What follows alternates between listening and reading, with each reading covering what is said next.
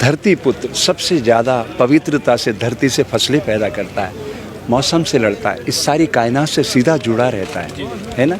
उसका हम आदर करना नहीं जानते और हम कहते विश्व के गुरु बन जाएंगे। मतलब लग रहा है कि आप मेरी इस बात को बिना कट के दिखा देंगे, मुझे नहीं पता। अगर इंडिपेंडेंट है तो है, नहीं तो जो नेशनल मीडिया इंशाल्लाह आपकी पूरी बातें दिखाई जाए। नरेंद्र ने इसी बात का फ़ायदा उठाया।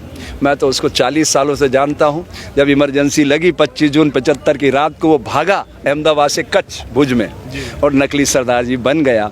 19 से 21 महीने उसने सरदार बन के काटे। काश उसने सरदार के इल्म अपने जीवन में उतार लिए होते तो आज भारत का दृश्य कुछ और होता।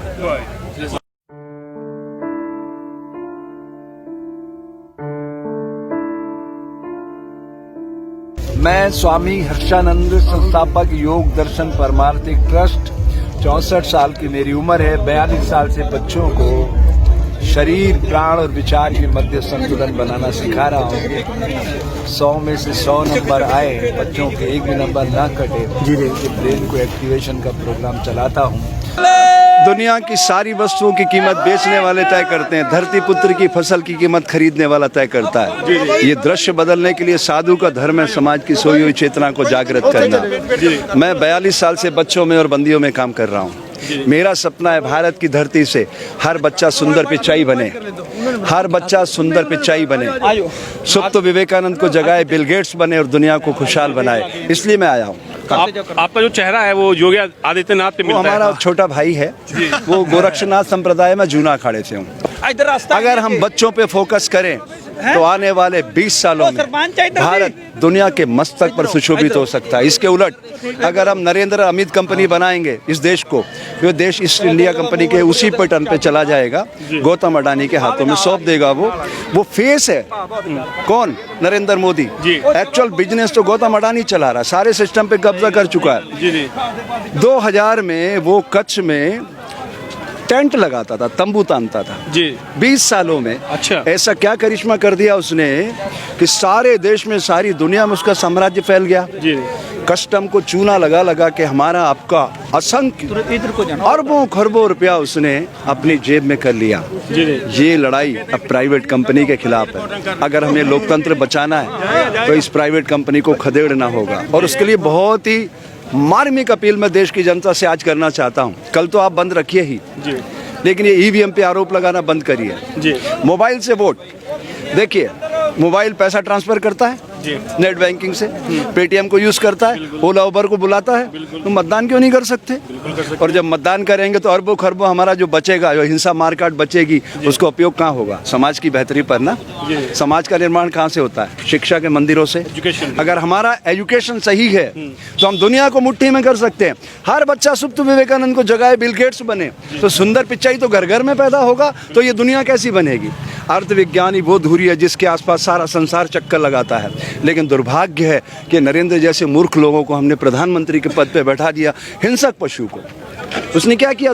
देखिए आप, उसके सारे IAS IPS जो उसको जानते सब जेलों में सड़ रहे हैं गुजरात के अंदर। गुजरात में अगर आप खेड़ू नहीं है, आज की तारीख में 370 कश्मीर से हट गया, 370 गुजरात में कायम है। मुझे आप जमीन खरीदवा दीजिए खेड़ू की, मैं खरीदना चाहता हूँ 100 करोड़ रुपए लगा के, खरीदवा दीजिए 1 इंच जमीन गुजरात में जी। तो ये सरकार तो बोल रही है कि 2022 तक आय दुगनी कर देंगे, एजुकेशन पे ध्यान देंगे और देश विकास की तरफ जा रहा है। देखिए, कथनी और करनी में अंतर मेरे ख्याल से इस देश की जनता को अब समझ लेना चाहिए। अगर ये जो है जिस इस झंडे को जिन लोगों ने उठाया है ना, एक ज़माने में इन्होंने सनातन संस्कृति को बचाया था। जब सनातन संस्कृति नष्ट होने को थी तो 5 प्यारों के बलिदान पर यह पंथ खड़ा किया गया था। उन्होंने झंडा उठाया, किसका? भारत माता का। अब आपके मन में प्रश्न आना चाहिए पंजाब और हरियाणा से क्यों उठा? क्योंकि यहाँ बल्क में गेहूं और चावल पैदा होता है और इस पे पूरी गौतम अडानी की निगाह है। ये गवर्नमेंट को पता था। मतलब गवर्नमेंट आप कहते हो, मैं तो उसे प्राइवेट कंपनी कहता हूँ। अमित नरेंद्र एंड कंपनी काय की गवर्नमेंट है वो? आपको मैं 4 मंत्रियों के नाम पूछूं, आपको पता ही नहीं होगा कौन मंत्री है। पत्रकार हैं आप, उसके बाद भी पता नहीं हो, क्योंकि वो मार्केटिंग उनकी है। चंद फेस, चंद चेहरे हैं जो वही चेहरे सारा काम पीएमओ ऑफिस देख रहा है। पीएमओ ऑफिस में सारे आईएएस आईपीएस गुजरात कैडर के क्यों लगाए जा रहे हैं? डीजी राकेश अस्थाना बीएस का बना, एक क्रिमिनल माइंड आदमी है राकेश अस्थाना। मैं जानता हूं उसको पर्सनली, मैं तो पुलिस में मेरे कैंप चलते बरसों से।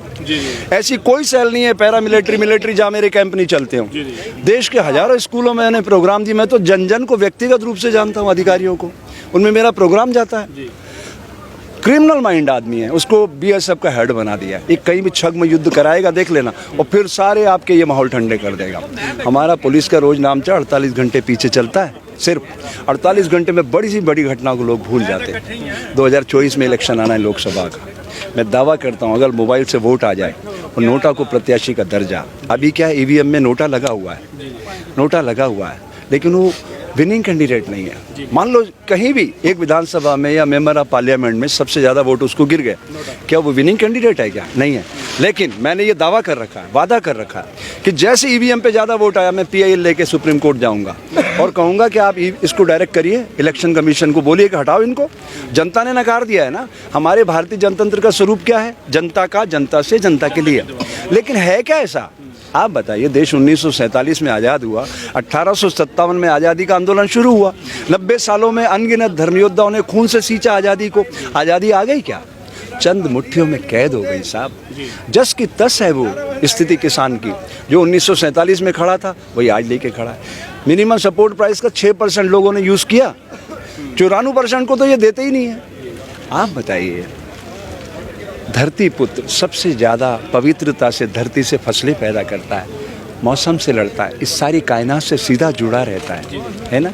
उसका हम आदर करना नहीं जानते और हम कहते विश्व के गुरु बन जाएंगे। बताइए जरा कि लोग बरगला रहे हैं, किसानों को बरगला रहे हैं। देखिए वो बरगलाएंगे ना, अरे वो तो इनको बता रहे तो टेररिस्ट है, आतंकवादी, खालिस्तान बताएं।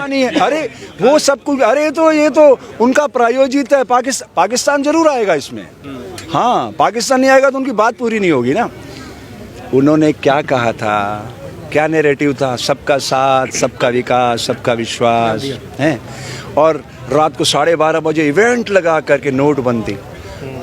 मुझे तो आज तक ये समझ में नहीं आया कि मेरे जेब में 500 रुपये रखे हुए 1 नंबर के 2 नंबर के, अगर मैं किसी होटल पे जाऊं, वो क्या बोलते हैं आज के बच्चों के लिए, क्या बोलते हैं बच्चा, पिज्ज़ा, बर्गर, मोमोज, अगर ये लूँ, वो 500 का नोट दूँ, वो मेरे से लेगा कि नहीं लेगा? तो फिर मुझे क्या पता 1 नंबर का 2 नंबर का, 1 नंबर 2 नंबर इन्होंने बना दिया अपनी सुविधा से। मेरा ये कहना है, क्या नोटबंदी से इन्होंने ईमानदारी से आरबीआई से ये रिलीज़ करवाया कि भाई कितने नोट हमने रिलीज़ किए तो कितने आए?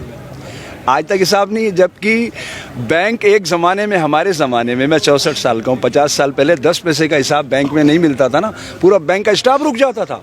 वो 10 पैसा कागज़ में कहाँ गया? यूँ तो कोई भी 10 पैसा दे देगा, लेकिन कागज़ से ढूंढना है कि क्या गलती हुई। तो मैनुअल पे इतना परफेक्शन था, और अब तो भाई साहब डिजिटल इंडिया है। डिजिटल तकनीक तो है ना, 1 सेकंड के 1000 सेकंड बना लेती है, मिनी सेकंड। 100 सेकंड तो धावक बना लेता है। आप बताइए, भारत की धरती से 100 मीटर का एक भी धावक पैदा हुआ आज तक? हुआ? Carl Lewis, Usain Bolt, Ben Johnson, क्यों? ट्रेनिंग। अरे साहब ट्रेनिंग दे दे, सुंदर पिचाई हमारा बच्चा 1800 करोड़ रुपए कमा रहा है, 5 करोड़ रुपए रोज, उसके हाथ में दे दें कि यार हमें तू ऐसा टेक्निक डेवलप करके दे दे कि हम मोबाइल से वोट कर सकें, काम खत्म। ये सारा पैसा समाज की बेहतरी पे खर्च होगा। आप बताइए, आप एक जेंटलमैन व्यक्ति लग रहे हैं चेहरे मोहरे से, मतलब लग रहा है कि आप मेरी इस बात को बिना कट के दिखा देंगे। मुझे नहीं पता, अगर इंडिपेंडेंट है तो है, नहीं तो जो नेशनल मीडिया, इंशाल्लाह आपकी पूरी बातें दिखाई जाएंगी। आज अस्सलाम वालेकुम भाईजान, बोलो। वालेकुम सलाम। यस, तो अब मैं आपकी बात से एक नया संदेश देना चाहता हूँ, जो सबके वायरस को डिसॉल्व करके, डिमोलिश करके नया वायरस फिट करेगा। इस देश को कोई नहीं बचा सकता साहब। ये देश खंडित होगा, लिख लीजिए आप, ये देश टूटेगा, लिख लीजिए आप, गारंटी करता हूँ। इनको मैंने वायरस डाला, नरेंद्र तो मैं तो ए पढ़ रहा हूँ, ए फॉर एप्पल, वो तो जेड पढ़ रहा है। वो तो जहाँ से हम सोचना बंद करते वहाँ से वो शुरू करता है। उसके बाद पैसा है ना, गौतम अडानी है उसके साथ। मैंने बांटा कि तू हिंदू, तू मुस्लिम, तू सिख, तू ईसाई, वो खुश हो गया। कौन? देश के जनमानस की, वाह। लेकिन मैंने देश को बांट दिया। ना मैं हिंदू बनूं ना तुम मुसलमान बनो, मैं भी इंसान बनूं, तुम भी इंसान बनो, इसकी ज़रूरत है साहब। जीवन के अब तालियां भी बजा दी इन्होंने, देखो पहले भी तालियां बजा दी, अब भी तालियां बजा दी। अब इनको ये पता नहीं है क्या सही है और क्या गलत है। बस नरेंद्र ने इसी बात का फ़ायदा उठाया। मैं तो उसको 40 सालों से जानता हूँ। जब इमरजेंसी लगी 25 जून 75 की रात को वो भागा अहमदाबाद से कच्छ भुज में और नकली सरदार जी बन गया। 19 से 21 महीने उसने सरदार बन के काटे। काश उसने सरदार के इल्म अपने जीवन में उतार लिए होते तो आज भारत का दृश्य कुछ और होता। बहुत बहुत धन्यवाद, आपसे बात करके बहुत अच्छा लगा जी।